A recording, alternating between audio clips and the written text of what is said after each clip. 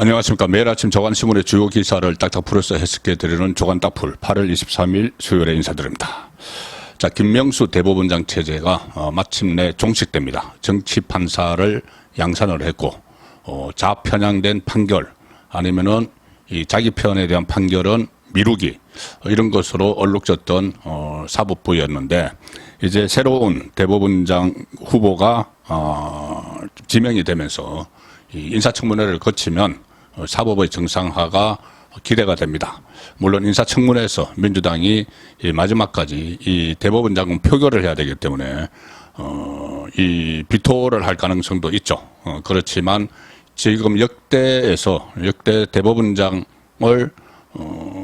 그 표결에서 부결시킨 적은 단 한 차례, 노태우 정부 때 단 한 차례 있었기 때문에, 그리고 또 이 민주당이 지금은 제 모습을 갖추기 어려운 상황에서 다음 달 되면 이재명이 이 구속될 가능성이 상당히 높습니다. 그러면 지도 체제가 붕괴가 되는 그런 상황에서 이 대법원장 인준 표결까지 반대를 할 수 있겠느냐, 그런 이야기도 지금 벌써부터 나오고 있습니다. 일단 동아일보, 중앙일보, 조선일보 일면 기사를 차례로 소개해 드리겠습니다. 대법원장 후보의 이균용, 그리고 법원 조롱거리 전략 개탄했던 보수 리더십, 이균용 대법원장 후보자 지명. 그리고 조선일보 일면 톱 제목은 대법원장의 법원의 정치화 비판 판사. 윤석열 대통령 후보자로 이균용 서울고법 부장판사 지명. 이 후보자는 김명수의 거짓말 논란할 때 법원이 조롱거리가 됐다, 이렇게 김명수를 직격을 했던 판사죠. 임기 6년이 끝나는 김명수 후임에 이균용 서울고등법원 부장판사를 윤석열 대통령이 어제 지명을 했습니다. 이균용 후보자를 잘 아는 한 법조인은 조선일보가 일면 톱 기사에서 평판을 썼습니다. 이균용 후보자가 그동안 한 말, 쓴 글을 보면 앞으로 그가 법원을 어떻게 바꿔나갈 것인지 보일 것이다. 자, 이균용 후보자는 김명수 체제에서 법원장을 지냈지만 김명수를 정면으로 비판해 왔다. 직접적으로 공개적으로 비판을 했었습니다. 2021년 2월에 대전 고등법원장 취임사에서 이렇게 이야기합니다. 이균용 후보자가 법원을 둘러싼 작금의 현실은 사법 신뢰가 나락으로 떨어지고 법원이 조롱거리로 전락했다. 재판의 권위와 신뢰가 무너져 내려서 뿌리부터 흔들리는 참담한 상황이다. 이렇게 이야기를 했는데 그 고등법원장 취임사에서 이렇게 이야기를 했습니다. 공개적으로. 그때가 어떤 시점이었느냐 하면은 민주당이 임성건 전 부장판사를 사상 초유의 법관 탄핵에 넘긴 상황에서 김명수 대법원장이 사표 수리를 두고 거짓말을 했다가 들통난 때입니다. 이게 뭐냐면은 임성건 그 당시 부장판사가 소위 그 박근혜 정부 때 사법농단 사건으로 탄핵이 된 법관이죠. 그래서 이 사표 제출 문제를 놓고 본인이 건강이 좋지 않아서 사탄핵이 추진됐던 법관입니다. 이 건강이 좋지 않아서 사표를 제출을 했는데 김명수 대법원장에게, 그때 김명수 대법원장이 한 말이, 아니 지금 민주당이 법원에서 당신 탄핵하겠다고 저렇게 난리를 치는데 내가 그 사표를 수리를 하면은 내가 민주당에게 어떤 꼴이 돼? 뭐 이렇게 이야기하면서 민주당 눈치를 보는 그런 일이 있었습니다. 그런데 그것이 문제가 돼서 보도가 됐는데 김명수는 거짓말을 했죠. 내가 그런 말을 한 적이 없다. 그런데 추후에 이 임성건 부장판사가 그것을 녹음을 했습니다. 그 녹취록이 공개가 되면서 거짓말 논란이 일어났었죠. 자, 그래서 사법부가 명예 먹칠을 했는데, 사법부 명예 먹칠을 했는데, 그때 이균용 후보자가 대전 고등법원장 취임사에서 직격탄을 날린 겁니다. 대법원장, 현역 대법원장에게. 일단 그 이균용 후보자는 경남 함안 출신이고 부산 중앙고 서울대 법대를 졸업을 했습니다. 이 후속 기사들도 후면의 기사들도 많이 있습니다. 지금 동아일보와 조선일보의 기사를 같이 보여드리겠습니다. 동아일보는 이 대법 보수 5, 중도 4, 진보 5로 내년 6명 교체된 보수 가반 가능성 이것이고, 조선일보 3면 기사는 정권 편들기, 포퓰리즘 인사, 재판 지체, 김명수 6년에 무너진 사법부. 자, 동아일보 기사는 지금 대법원장 후보자, 이균용 후보자를 포함해서 13명의 성향을 분석을 했습니다. 그 법원 대법관들의 성향도 재판에 상당히 많은 영향을 미치는 게 현실이죠. 그래서 이것을 따지지 않을 수가 없는데, 현재는 5대, 보수 5대, 중도 4대, 진보 5인데, 내년에 임기가 끝나는 대법관이 6명이 있습니다. 6명을 교체를 하면은, 보수가 가반을 차지할 가능성이 있다. 그러면은 좌편향된 그런 판결이 좀 없어지겠죠. 조선일보의 보도는, 김명수 6년, 정말 어떻게 이 사법부를 망가뜨렸는지를, 적시를 하고 있습니다. 이 한 고등법원 부장판사는 이렇게 이야기합니다. 이 김명수 대법원장이 지난 6년간 했던 것은 문재인 정권 편들기, 포퓰리즘 인사, 판결 지체, 이걸로 다 사법부가 무너졌는데 이균용 후보자가 이걸 바로 세워야 된다. 막중한 임무가 있는 것이죠. 이 김명수 대법원장은 2017년 9월에 취임 이후에 양승태 법원, 그 전에 박근혜 정부 시절의 양승태 대법원장 체제의 엘리트 법관들을 다 적폐로 몰았다. 고등법원 부장판사 승진 제도 폐지, 법원장 후보 추천제 도입, 포퓰리즘 인세를 시행을 했다. 이 법원장 후보 추천제, 이런 것을 하면은, 밑에 판사들에게 잘 보여야 됩니다.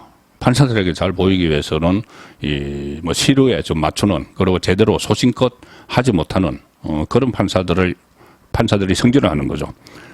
재판을 잘해도 승진을 못하고 후배 판사들 눈치만 보는 그런 사람들이 법원장이 될 수 있는 그런 시스템을 만든 인물이 김명수입니다. 실력으로 하면은 자기 편들이 많이 승진을 하기가 어렵기 때문이죠. 그 전에 실력 있던 엘리트 판사들은 전부 다 적폐로 몰아서 다 내보냈습니다. 김명수 때.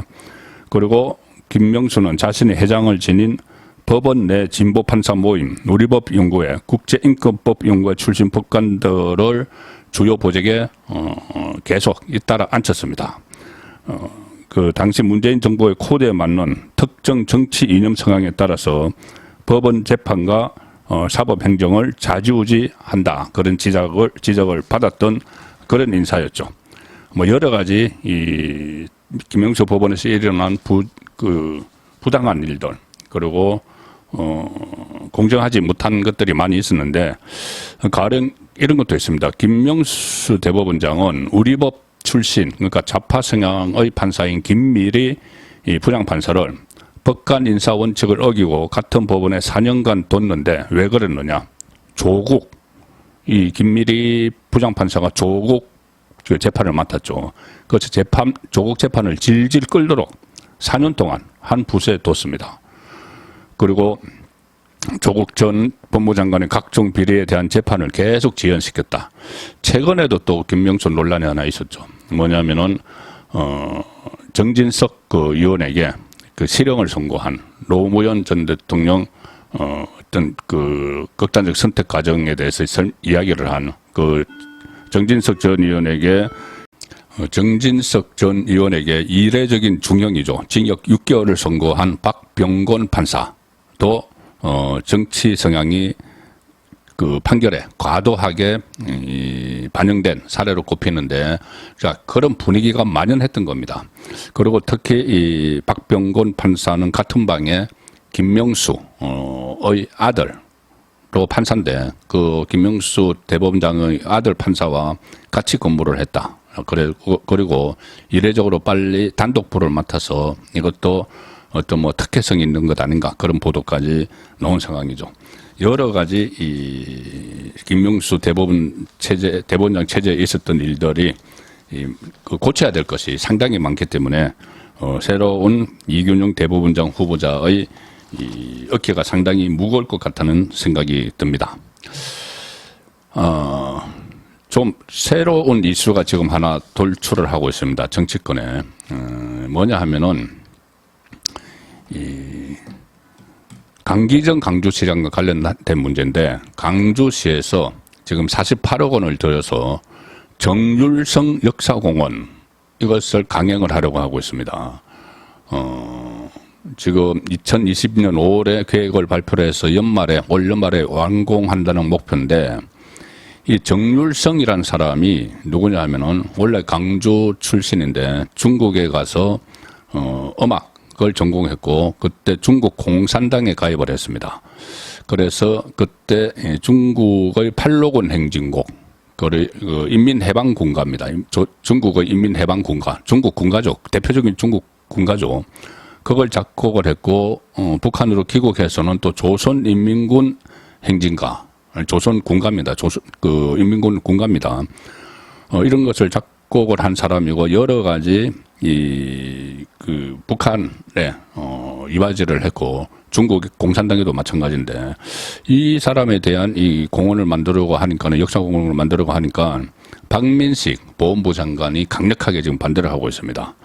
아니 그렇지 않아도 광주에는 정률성로, 정률성 생가, 그리고 정률성 음악제 이런 것들이 다 있고 세금이 많이 들어갔는데 왜 이 정률성이 안중근, 윤봉길 의사도 못 누리는 호사를 누려야 되느냐 이렇게 지금 강하게 반대를 하고 있습니다. 그런데 강기정은 강주시장이죠.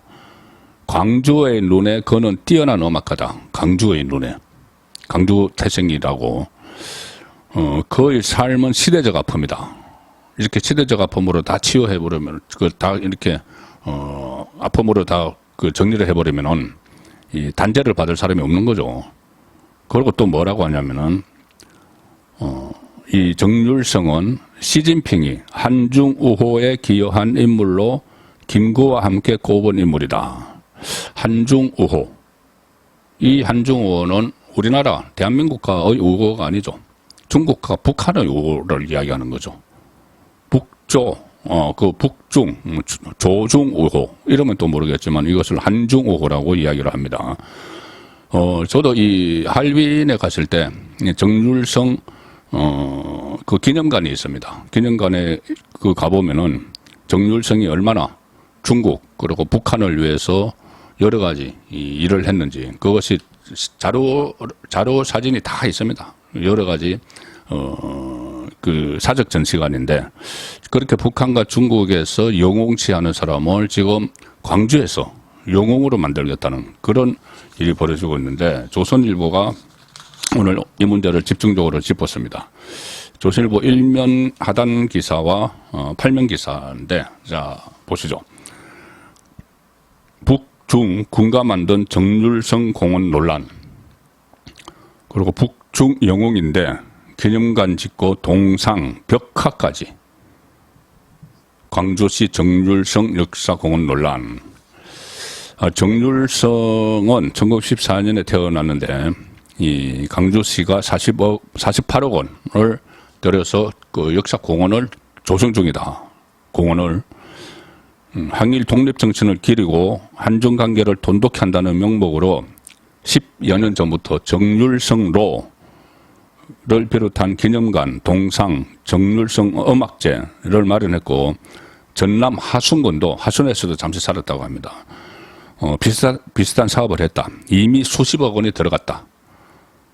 그러나 단순 좌익 계열 독립운동가가 아니라 6.25 전쟁 때 국군과 맞서 싸운 북한과 중공의 군가를 여럿 작곡한 인물을 대한민국의 세금으로 기념하는 것이 타당한지 이 논란이 지금 커지고 있는 겁니다. 전남 하순군도 2019년에 정률성 고향집 12억 원을 들여서 복원을 했다. 그런데 여기에 전시된 사진은 정률성 고향집 하순에 있는 거기에 전시된 사진에는 정률성이 항미 원조 시절 남긴 소중한 사진이다 이런 설명이 붙어 있습니다. 항미 원조 이것은 중국 북한에 사는 이야기죠.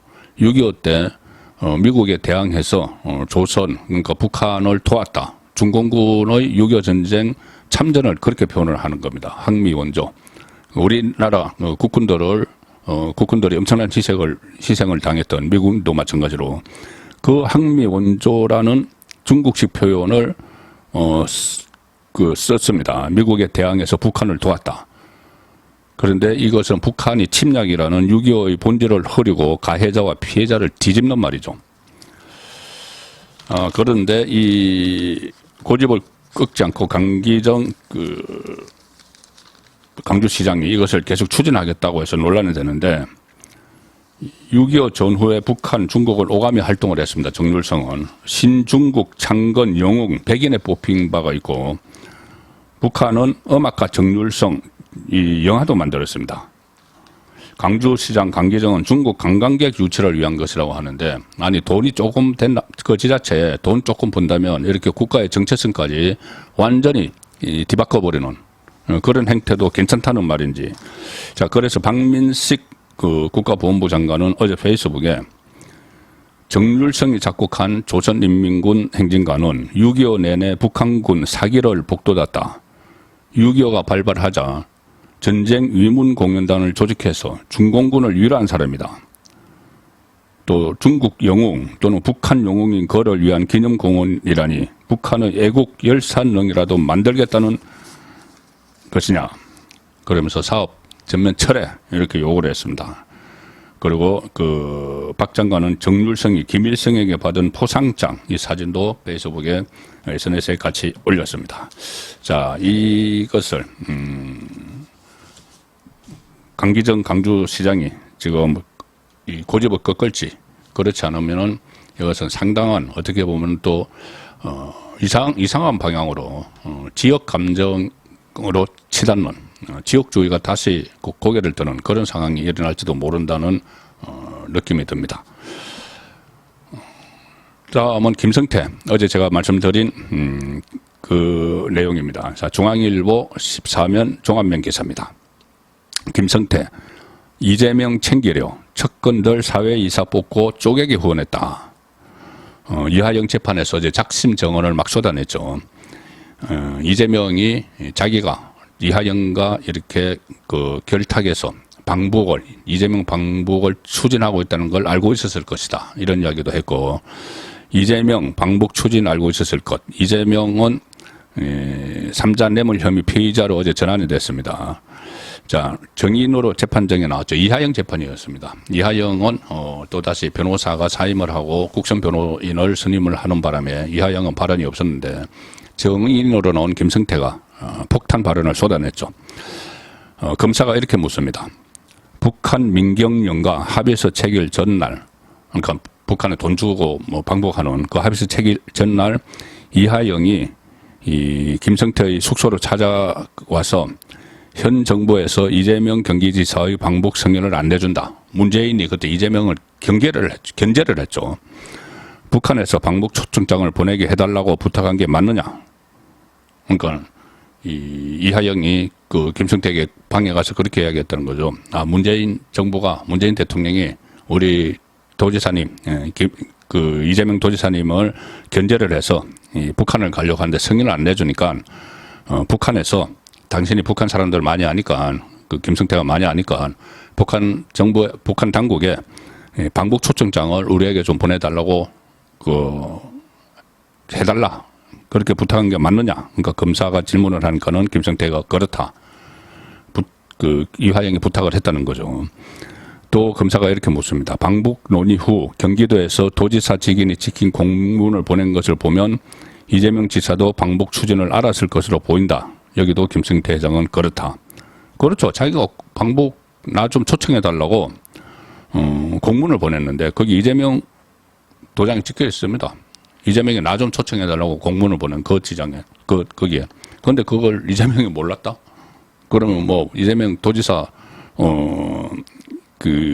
공문 직인은 공문에 찍는 직인을 누가 사용을 했다는 것인지. 그러면 이거 무능한 정말 경기도지사였죠.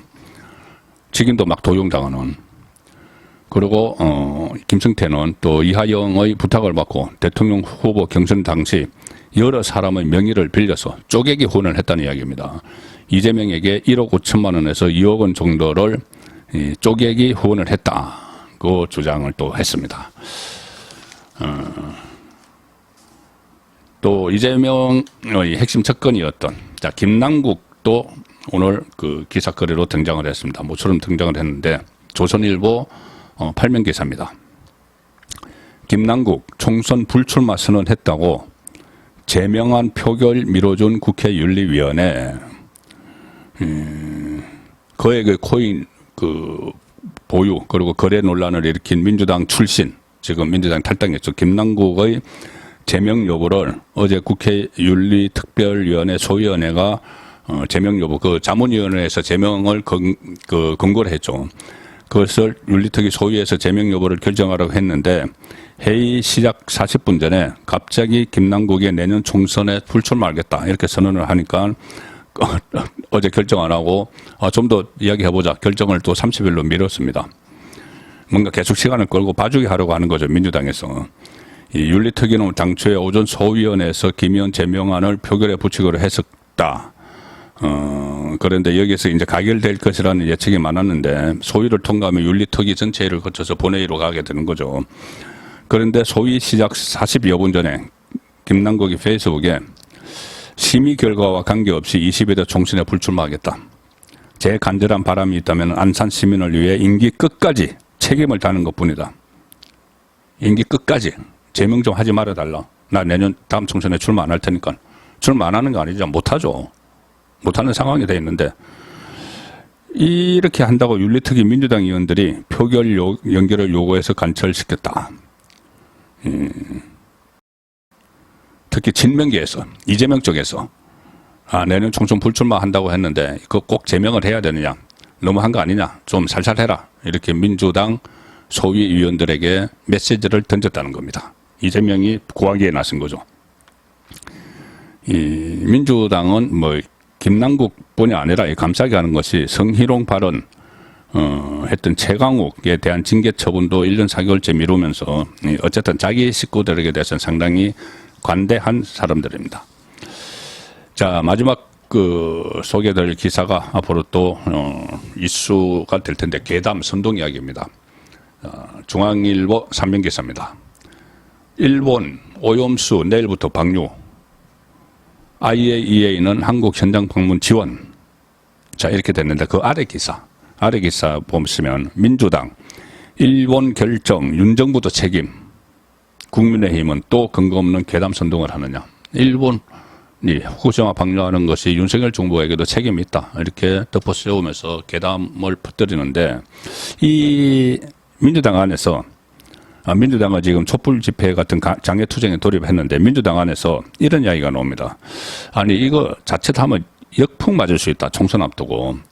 국내에 영향이 없는 것이 확인됐을 때는 총선 앞두고 확인되면은 역풍을 맞는다. 총선 때까지 계속 이 후쿠시마 괴담을 가지고 이제 지도부가 밀고 나가려고 하는데 이재명이 자기도 살 겸 계속 이슈를 막 돌리는 거죠. 자기 그 사업을 위해서 그 이슈를 돌리면서 자기도 살 겸 이거를 총선까지 이슈 막 끌고 가려고 하는데 이게 자칫하면은 역풍을 맞아서 총선에 망할 수 있다는 이야기입니다. 자, 어떤 이야기냐면은 일단 민주당은 오염수 해양 방류 결정에 반발해서 26일까지 100시간 비상행동을 선포를 했습니다. 본격적인 장애투쟁에 나서겠다는 건데 이재명은 어제 소속 의원들과 규탄대회를 국회 본청에서 열어서 결국 일본이 최악의 환경 파괴를 선언을 했다고 하면서 윤석열 정권의 책임이 결코 가볍지 않다. 또 이렇게 또 물고 늘어집니다. 그리고 민주당은 오늘 오후에는 국회 본청 앞에서 국회의원, 보좌진, 당원 해서 1000명이 참가하는 대규모 촛불 집회를 개최하기로 했고 내일은 광화문에서 용산까지 거리 행진을 하고 주말인 26일에는 광화문에서 시민단체와 연대해서 총집결대회를 열기로 했습니다. 자, 그런데 이 문제는 실효성이다. 민주당 관계자가 이렇게 이야기합니다. 예상보다 방류 시점이 빨라서 당황스러울 정도다. 26일 도심 대규모 집회가 자칫하면 뒷북 집회가 되게 생겼다. 내일 24일 날 방류하는데 26일 날 도심에서 대규모 집회를 연다는 거죠. 그래서 좀 당황하는 그런 모습이고 또 하나 당내에서 역풍에 대비해야 한다는 목소리가 나왔는데 한 민주당 중진 의원은 이렇게 이야기합니다. 당내에서 오염수 반대를 주장했던 의원들이 국내에 영향이 나타나는 시점으로 지목한 게 방류 7개월 뒤에 국내에서도 영향이 있다. 많은 전문가들은 이것이 일본이 후쿠시마, 일본의 동안에 있는 거죠. 거기서 이 방류를 하면은 이것이 북태평양 그 해류를 타고 한 바퀴 삥 돌아서 태평양을 한 바퀴 삥 돌아서 알래스카에 갔다가 미국 서부에 갔다가 이 남태평양 갔다가 이 한국 연안으로 들어오려면은 5년, 6년 걸린다 이렇게 이야기를 했는데 이 지금 그 민주당 쪽에 서 있는 주로 환경운동가들, 그 과학 전문가가 아니고 환경운동가들이 무슨 소리냐 이게 그 7개월이면은 7개월, 8개월이면은 제주도 앞바다에 온다. 뭐 이렇게까지 막 지금 그 뻥을 치는 거죠 한마디로. 그런데 이 상황에서 만약에 그때 되면 바로 총선 직전인데 선거를 바로 앞두고 있는데 이 민주당이 방류 7개월 뒤에 온다고 한 그 시점에 윤석열 정부가 내년 총선 직전에 이 민주당 중진위원 이야기입니다. 윤석열 정부가 얼마든지 내년 총선 직전에 제주 해역에 측정 장비를 수십 대 띄워놓고 뭐 지금 당신들이 여기 다 오염수 온다고 했지 않느냐. 자 그러면 측정 장비를 제주 해역에 수십 대를 막 띄워놓고 아무 문제 없다. 이 결과를 발표를 할 수 있다. 자 그러면은 민주당은 거짓말쟁이가 되어버리는 거죠. 자 그런 우려가 또 있다는 겁니다. 그러니까 후쿠시마 괴담을 지금 막 이재명이 붙들이는 것이 이 대치기를 당할 수 있다. 그래서 총선 악재로 작용할 수 있다. 자, 그런 우려까지 지금 민주당 안에서 나오지만 이재명은 자기 발등에 떨어진 불 때문에 이것저것 아무거나 막 윤석열 정부를 향해서 이 공격을 퍼붓는 소재로 삼는 그런 상황을 이어가고 있는 거죠. 조간 딱 풀렸습니다.